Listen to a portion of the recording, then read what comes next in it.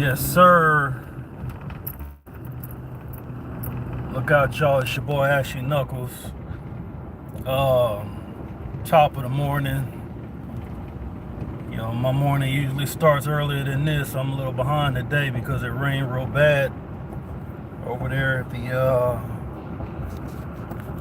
in the plant area of the city, and But anyway, I wanted to talk about obviously the subject of the video, which is Anthony Joshua, former unified heavyweight world champion, still not giving the new champ his props. As we all know right now, I think pretty much everybody is hammering the issue. Everybody's got a microphone to Joshua's mouth, and everybody's commenting on, the things that he's saying in these interviews. But I'm just going to add right along to it. He's just not giving what it do. Bontown, South Dallas, what's good, fam?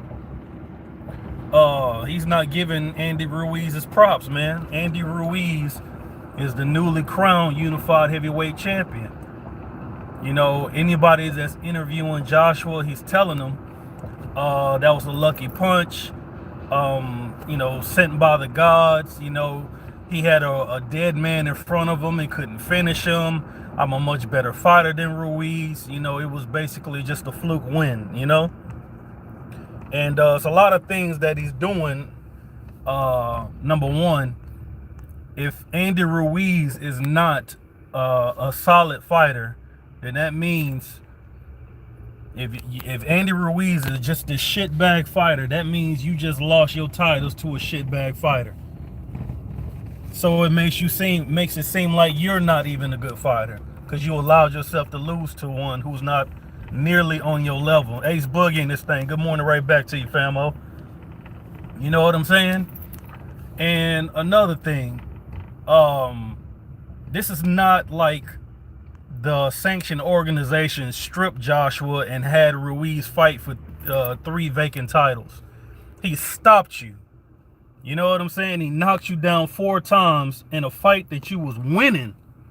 He came from behind, decoded what you were doing, you know what I'm saying, and basically put them things on your ass.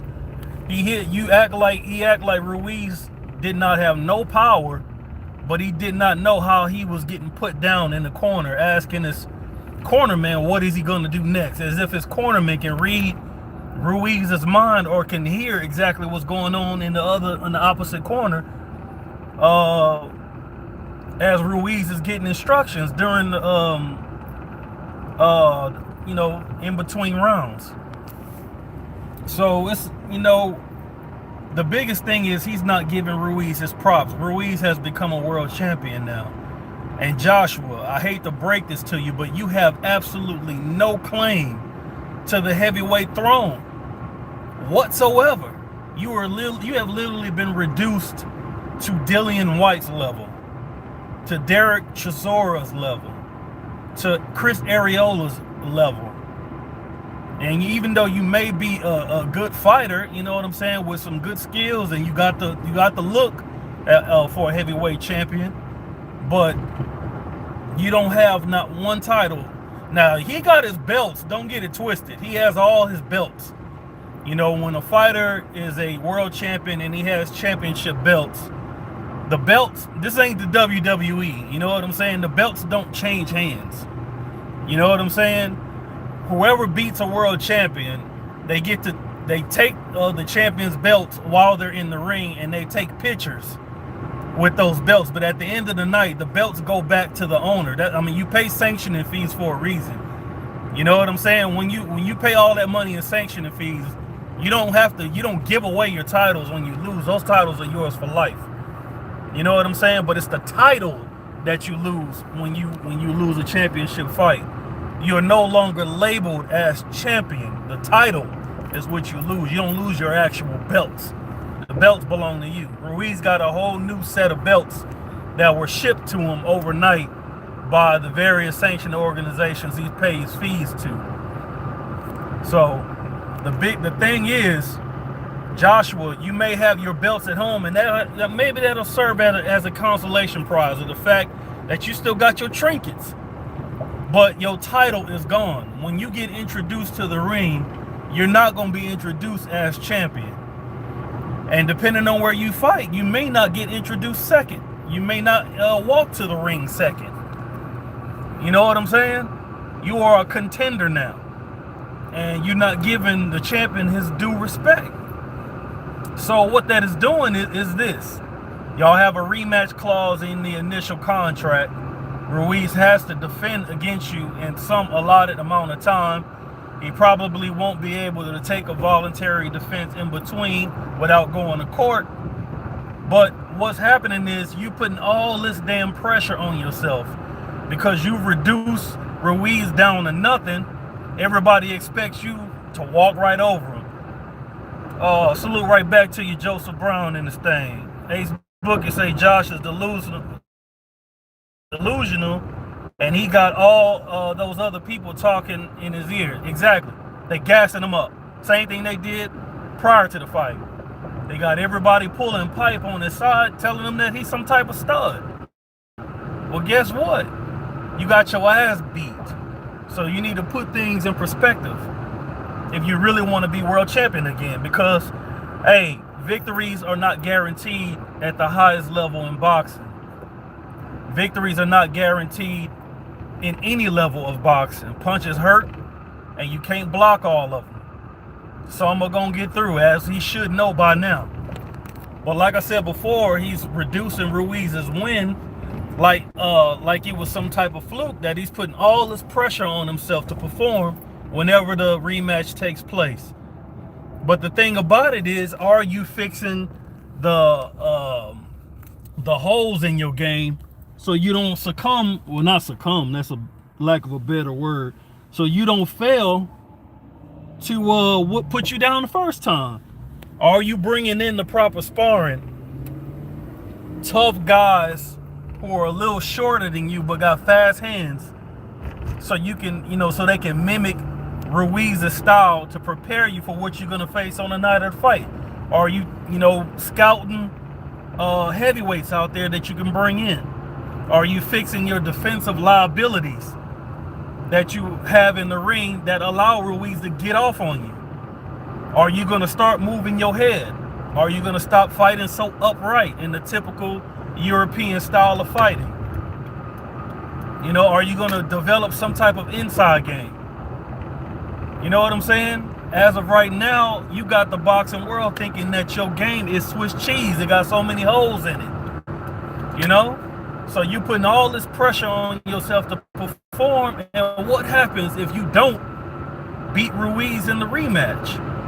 What are you? Are you now the shitbag? Did he get lucky a second time? Or do the guys just not like you?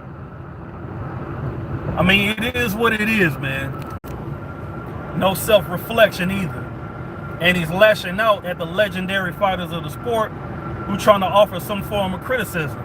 Now, Mike Tyson, he said what he said, saying that he don't think Joshua got it in him.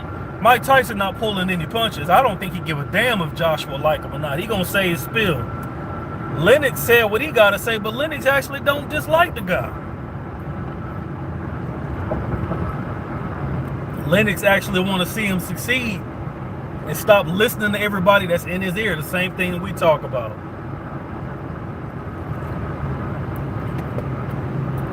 People's loyalty is not going to make you win fights. That's one thing that these fighters got to understand. It don't matter if you got a legion of fans cheering for you in the ring, or if you got a legion of your opponent's fans cheering against you. They can't help you win the fight. The roar of the crowd is not going to stop a punch from crashing through your guard. The roar of the crowd is not going to make that canvas any softer when your ass get planted on it. The roar of the crowd is not going to make the lights that you're looking at while you on your back any dimmer. In other words, it's between you and you. It's you and your team that prepare you for the fight. But ultimately, when the bell rings, it's between you and that other combatant that's on the other side of that ring. And that's what needs to be sorted out in your mind, and you need to walk it out in real time. Because right now you're going through the same thing that you were going through when you had the titles. You got people pulling pipe telling you that you all that. But what happens if you get your ass whooped a second time? You are, like I said before, you have literally no claim to the heavyweight throne. Prior to the fight, everybody wanted to know what would it be like if Ruiz and Deontay Wilder would have shared the ring to determine who's the undisputed champion of the heavyweight division, as we've grown accustomed to seeing throughout the various eras of boxing. Now your name not even in the discussion. The only reason why your name is even being brought up is because you got a rematch clause. Not because you're some powerhouse. Ruiz stopped you. He didn't beat you by decision. He stopped you. Nobody is wondering if you're undisputed heavyweight champion except your fans in the UK. So you got a lot to prove to your fans in the UK.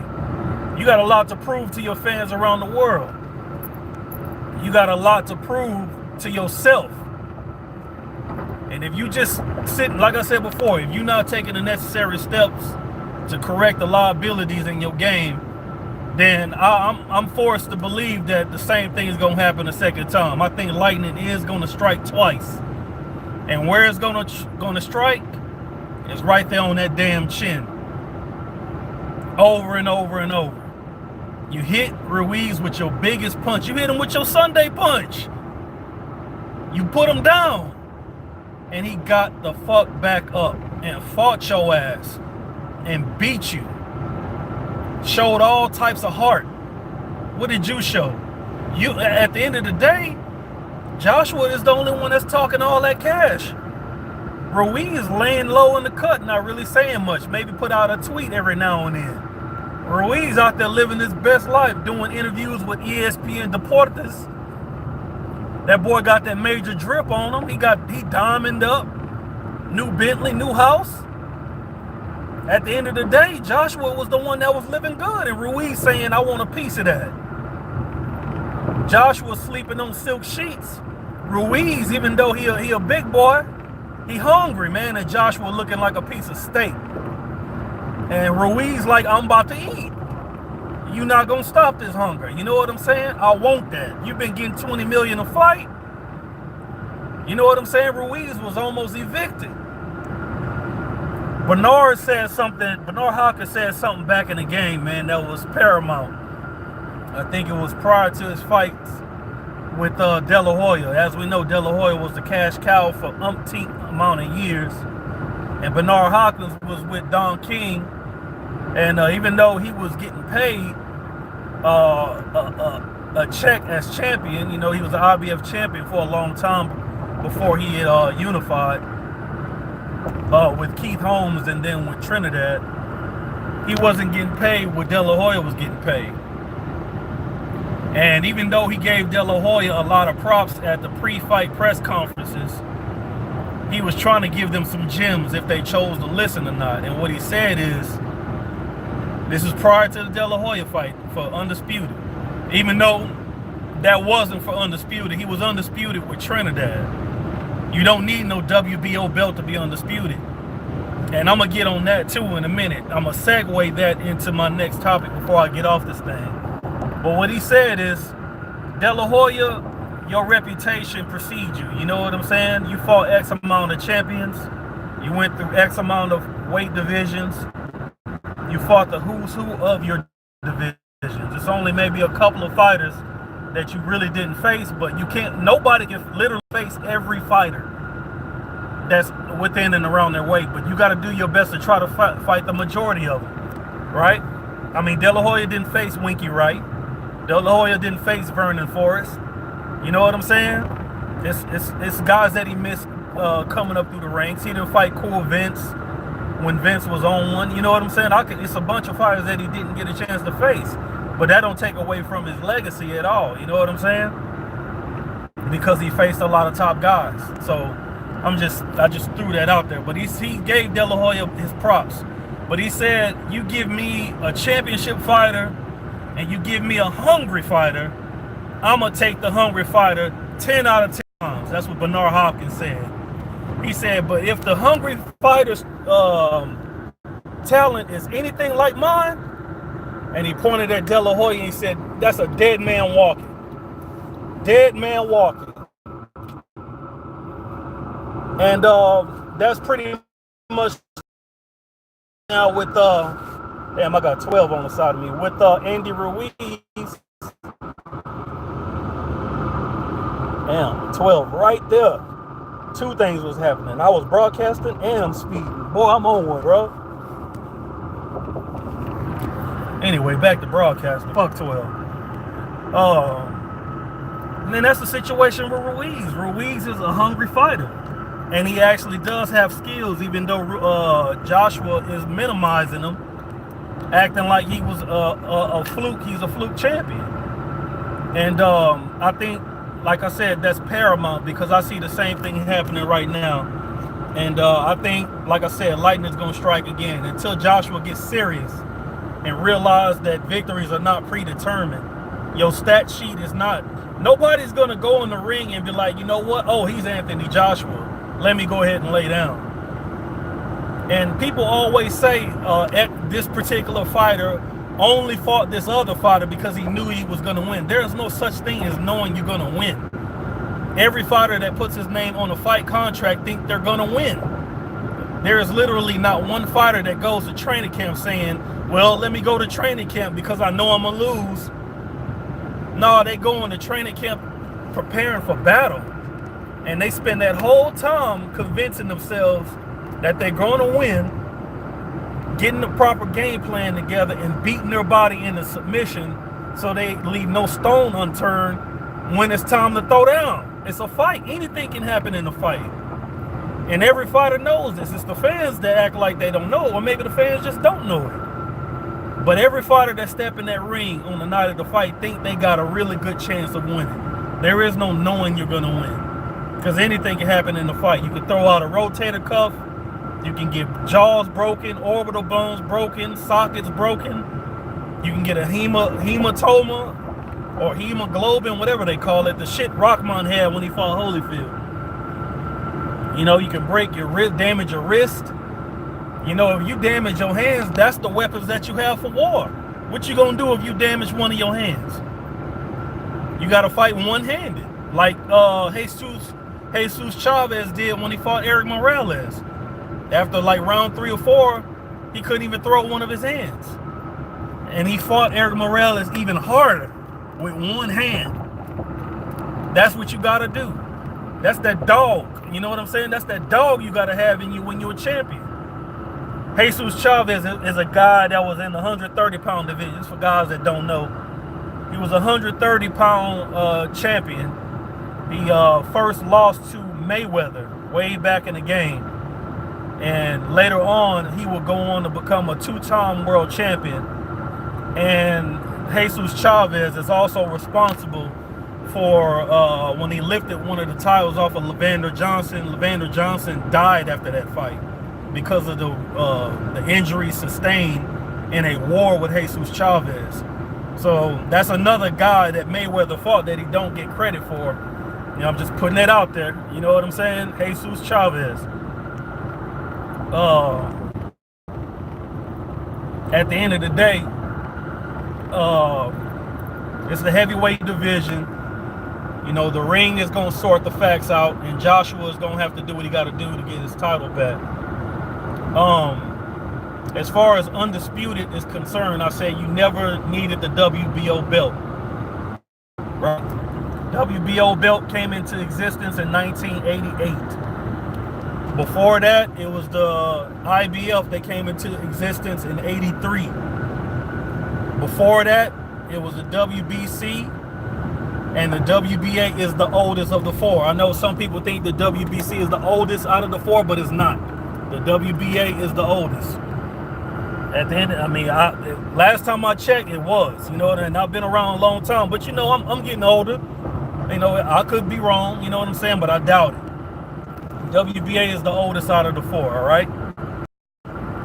You had 2 of the belts. You needed 2 of the belts to be undisputed, WBA and the WBC. As far as I remember, you know what I'm saying? Actually, not as far as I remember, but going back for the sake of this topic, because those are still recognized world titles today. So I'm gonna only preface my arguments based on that. In '83, the IBF awarded all the Undisputed Champions their inaugural title because the Undisputed Champion was already out there. Mike Tyson was already out there. I think it was, no, it wasn't Mike Tyson. I'm tripping. I think it's Larry Holmes that was out there. Or maybe it wasn't Larry Holmes. I'm tripping. I know it's Hagler. Hagler was definitely one of them. I forget the other guys. Maybe it was Leonard at welterweight. Spinks at light heavyweight. I don't know, man. My history is kind of messed up right now, but I know for sure it was Hagler. That's for sure. Right? So that's how they got their acclaim. Nobody had the Undisputed Champions didn't have to become undisputed all over again. All right, and we all know about Larry Holmes ditching the other world title and just rolling with the IBF belt. Anyway, so for the longest time after 1983, in order to be undisputed, all you needed was the IBF, the WBC, and the WBA titles. Even in '88, when the WBO was formed, nobody recognized that belt as a legit world title, the same way they don't really recognize the IBO belt or the IBA belt or any of these other damn trinkets that they got out there. In fact, Winky Wright had the WBO belt. He didn't get no respect for having that title. You know what I'm saying? He didn't have no respect. Costa Zoo was able to be undisputed champion. Bernard Hopkins was able to be undisputed champion. A lot of other fighters were able to become undisputed champion. Lennox Lewis, Holyfield, Tyson. The WBO belt was out there. Ray Mercer was a WBO champion. You know what I'm saying? That WBO belt was not required in order to be undisputed. The first time that the belt was used in order to have a claim of to be undisputed was Bernard Hopkins. He was undisputed with Trinidad, but he later won the WBO belt from De La Hoya, but he was already the undisputed middleweight champion of the world. It wasn't a requirement for him to have it. So everybody's getting on the PBC for not recognizing the WBO belt as a legit world title. But it wasn't until like 2005 where all the other sanctioning organizations finally recognized the WBO as a legitimate sanctioning organization. Where are those stories at? All right? They've only had recognition for the better part of what? 10 years? They only been really recognized as a legit world title for what, 10 years or so? 13, 14? So, I mean, let's not act brand new around this thing, man. Everybody know the WBO is the stepchild out of all the damn sanctioning organizations. I'm not giving PBC a pass or anything like that. But y'all acting like this was a legitimate world title that has all this history. You know, it has a little history. Tommy Hearns had the belt, obviously. You know, and a lot of great champions wore that title throughout the times of them being a recognized organization, at least by the fighters, because the fighters love the belts. You know, they just do, you know. It's the media and, you know, the hardcore fans that really could do without all the damn belts. But the fighters love the damn belts, you know, point blank, period. But like I said before, man, but what they did to Terrence Crawford is wrong. They did need to recognize him as a champion in the welterweight division. I don't know what the reasoning is on that. Maybe it has something to do with the riff with Top Rank and Bob Arum suing them and, you know, this, that, and the third. But still, Terrence Crawford should have been recognized as a world champion. And, you know, hopefully they get that in order and all like that. But the biggest thing is that the fighters recognize him as a champion.